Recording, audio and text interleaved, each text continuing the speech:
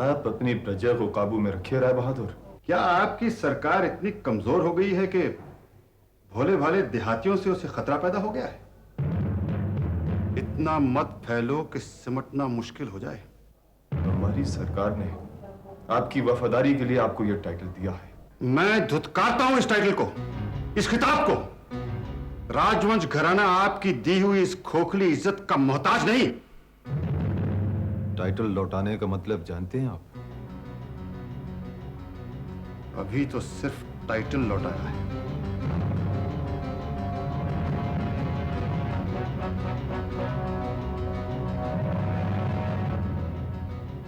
आपको एक छोटी सी रियासत के हाकिम होने पर इतना घमंड क्यों है?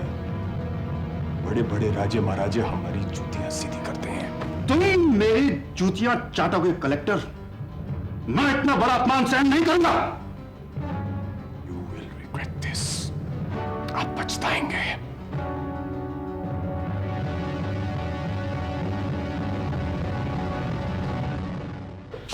हाँ, मुझे मालूम था जनाब यहीं होंगे। क्यों?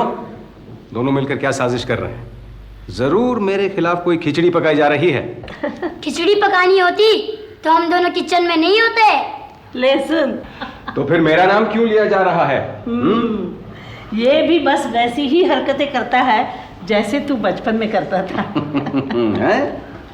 दादी माँ के आपको बचपन में बीजू कहकर पुकारती थी। हाँ बेटा, बिरजू कहकर पुकारती थी और मुझे बड़ा अच्छा लगता था। लेकिन जिस दिन से तेरी माँ इस घर में आई है ना, उस दिन से इन्होंने मुझे ब्रिजभूषण कह के पुकारना शुरू कर दिया। बेटा अब तो छोटा सा मुन्ना थोड़ी रहा है, बालिग हो गया है। अनुराधा के सामने मैं तुझे बिरजू बिरजू कहती तो वो तेरा मजाक ना उड़ाती। माँ, आपके लिए मैं हमेशा से बिरजू था, बिरजू हूँ और मरते दम तक बिरजू ही रहूंगा। छी, सुबह सुबह ऐसी अशुभ बातें क्यों करते हो? अच्छा माँ, एक बार वैसे ही पुकारो ना मुझे जैसे पुकारती थी। बिरजू? नहीं, मजा नहीं आया। जैसे बचपन में पुकारती थी माँ, जरा सा लटका कर। हाँ बिरजू, ओए बिरजू। ये बात बनी ना।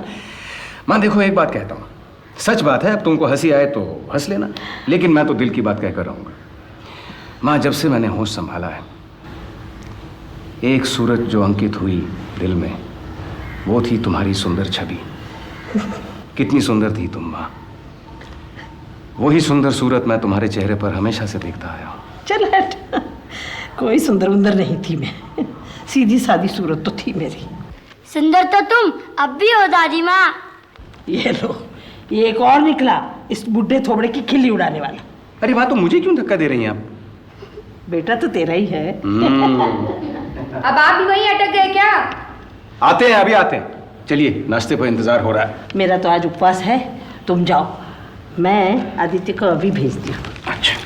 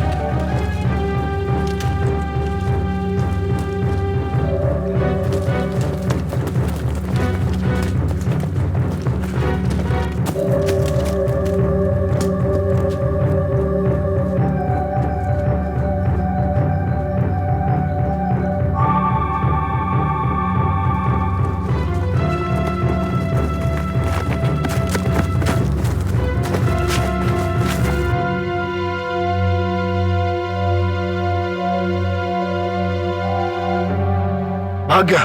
इतने घने जंगल में कहां ढूंढेंगे उसे? हमें मालूम है वो कहां मिलेगा। ये वही अरुण चक्रवर्ती है जिसने राजनगर में बगावत फैलाई। अब इस सांप के बिल में हमें हाथ डालना ही पड़ेगा।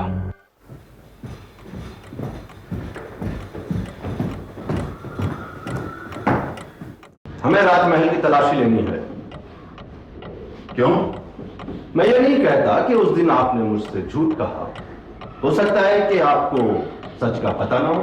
हमने तलाशी की वजह पूछी, आपके टीचर का नाम अरुण चक्रवर्ती है और वो एक खतरनाक मुजरिम है। पुलिस के पास इस बात का पूरा सबूत है। ऐसे खतरनाक मुजरिम को पनाह देना भी जुर्म है। मुझे अपनी ड्यूटी पूरी करने दें। मैं कलेक्टर साहब से तुम्हारी शिकायत करूंगा। राय बहादुर की कोठी में इस तरह धन धनाते घुसाना तुम्हें बहुत महंगा पड़ेगा। ठाकुर, इन्हें तलाशी लेने दीजिए। Thank you. बोलो।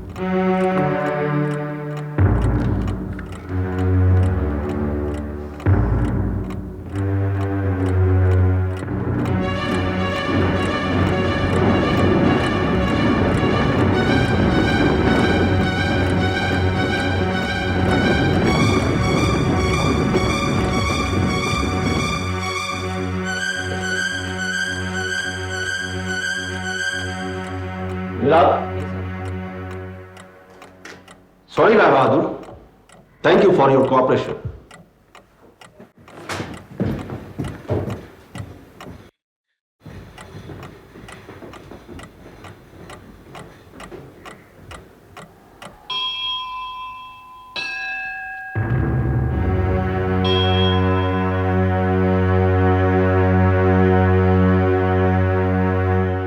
रानी साहिबा, लगता है वो अफसर आ गया। अनु बाबू अब आ चुके हैं, चलो चलिए।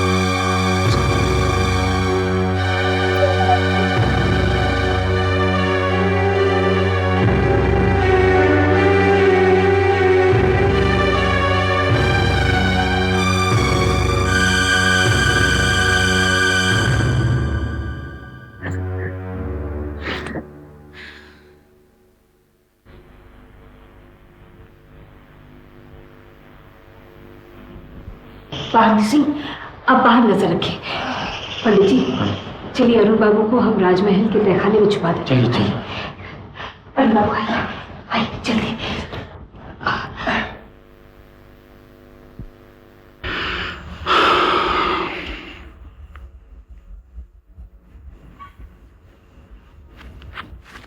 बाबा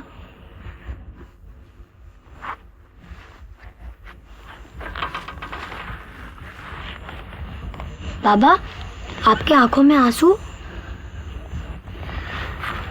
ये आंसू नहीं बेटे, ये जज्बात का वो सैलाब है जो तुम्हें देखते ही उमड़ आया। पर आप हमें रोज देखते हैं, फिर ये सैलाब आज ही क्यों उमड़ आया? आप हमसे कुछ छुपा रहे हैं बाबा, बताइए ना क्या बात है।